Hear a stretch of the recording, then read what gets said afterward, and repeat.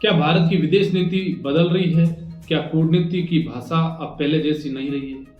और क्या दुनिया के सबसे बड़े तनाव ईरान, अमेरिका और इजराइल के बीच भारत कहीं पीछे छूटता जा रहा है?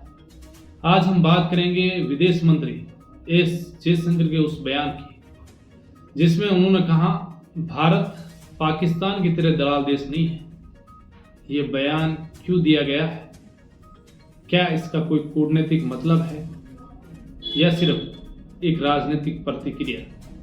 और साथ ही हम बात करेंगे उस बड़े अंतर्राष्ट्रीय संकट की जिसमें ईरान ने बातचीत से साफ इनकार कर दिया है और युद्ध रुकता हुआ नजर भी नहीं आ रहा है।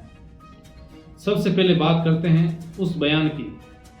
देश के कई बड़े अखबार जैसे the Indian express, Hindustan times और द टाइम्स ऑफ इंडिया ने सूत्रों के हवाले से एक खबर छापी कि सर्वदलीय बैठक में विदेश मंत्री ने कहा कि भारत जो है वो पाकिस्तान की तरह दलाल देश नहीं है।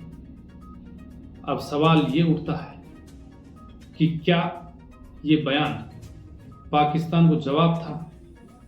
अगर ऐसा होता तो ये बयान अंतर्राष्ट्रीय मंच पर दिया जाता, खुले तौर पर दिया जाता, अमेरिका के सामने दिया जाता, लेकिन ये बयान एक बंद कमरे में सर्वदलीय बैठक में दिया गया। यही बात इस बयान को सवालों के घेरे में लाती है। कूटनीति की अपनी एक भाषा होती है, एक मर्यादा होती है। अमेरिका के पूर्व डिप्लोमेट थॉमस पेकरिंग ने कहा था कि कूटनीति में जो जाहिर होता है उसे ढका जाता है, यानी कि डिप्लोमेसी में शब्दों का चयन बहुत सोच समझ कर किया जाता है। लेकिन यहाँ मामला उल्टा नजर आता है। अगर भारत को पाकिस्तान की भूमिका पर भी आपत्ति थी तो ये बात सीधे अमेरिका से कही जानी थी, खासकर तब जब डोनाल्ड ट्रंप लगातार पाकिस्तान का जिक्र कर रहे हैं और उसे बातचीत में शामिल भी कर रहे हैं। अब कुछ सीधे सवाल उठते हैं।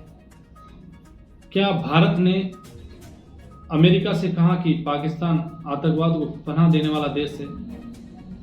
क्या भारत ने विरोध जताया जब अमेरिका ने पाकिस्तान को मध्यस्थता में जगह दी? क्या भारत की जो विदेश नीति अब सिर्फ प्रतिक्रिया देने तक सीमित हो गई है? अगर इन सवालों का जवाब नहीं है तो फिर सर्वदलीय बैठक में इस तरह का बयान देने का क्या मतलब रहा है? क्या यह सिर्फ घरेलू राजनीति के लिए था? क्या यह बयान जनता के बीच तालियां बटोरने के लिए था? अब बात करते हैं वैश्विक स्थिति की। इस समय ईरान, इजराइल और अमेरिका के बीच तनाव चरम पर है। युद्ध जैसे हालात है, लेकिन इस पूरे संकट में भारत की कोई बड़ी भूमिका नजर नहीं आती। नहीं तो भारत मध्यस्थता करता दिख रहा है, न ही शांति वार्ता की पहल करता नजर आ रहा है। जबकि पहले भारत ने रूस यूक्रेन युद्ध में मध्यस्थता की बात कही थी। खुद भारत ने कहा था कि वे शांति के लिए तैयार है। तो अब चुप्पी क्यों? क्या यह बदलती हुई विदेश नीति का संकेत है? अब आते हैं सबसे अहम मुद्दे पर। ईरान ने साफ कर दिया है कि वे अमेरिका या पाकिस्तान के साथ कोई बातचीत नहीं करेंगे। ईरान के विदेश मंत्री हुसैन अमीर अब्दुल्लाहियन ने कहा कि बातचीत नहीं हो रही है, सिर्फ संदेश भेजे जा रहे हैं। ईरान ने अपनी 5 शर्तें रखी है। हमले तुरंत बंद हो, दोबारा हमला न हो, युद्ध का मुआवजा मिले और पूरे क्षेत्र में युद्ध समाप्त हो और अंतर्राष्ट्रीय स्तर पर इसकी गारंटी दी जाए। अब सवाल है कि क्या अमेरिका इन शर्तों को मानेगा? संभावना बहुत कम है। इसका मतलब साफ है कि युद्ध जल्द खत्म होता नजर नहीं आता। इस युद्ध ने एक और चीज साफ कर दी है। ईरान की ताकत को कम करके आंका गया था। रिपोर्टर्स के मुताबिक ईरान ने एक साथ 100 मिसाइलें दागी और अमेरिका के कई ठिकानों को नुकसान पहुंचाया। ये अब पारंपरिक युद्ध नहीं रहा है, बल्कि टेक्नोलॉजी और रणनीति का नया मॉडल बन गया है। अमेरिका के अंदर भी दबाव बढ़ रहा है। राष्ट्रपति डोनाल्ड ट्रंप की लोकप्रियता गिर रही है।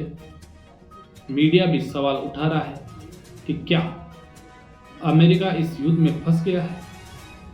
अगर जमीनी कार्रवाई होती तो ये युद्ध लंबा और खतरनाक हो सकता है।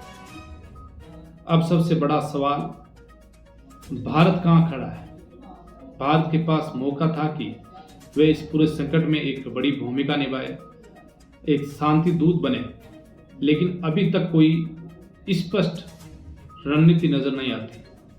एक तरफ विदेश मंत्री का बयान है, दूसरी तरफ वैश्विक संकट है और तीसरी तरफ भारत की सीमित भूमिका।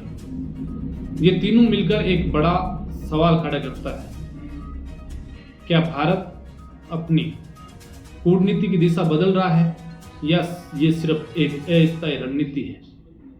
आप क्या सोचते हैं, क्या यह बयान सही था या कूटनीति के खिलाफ?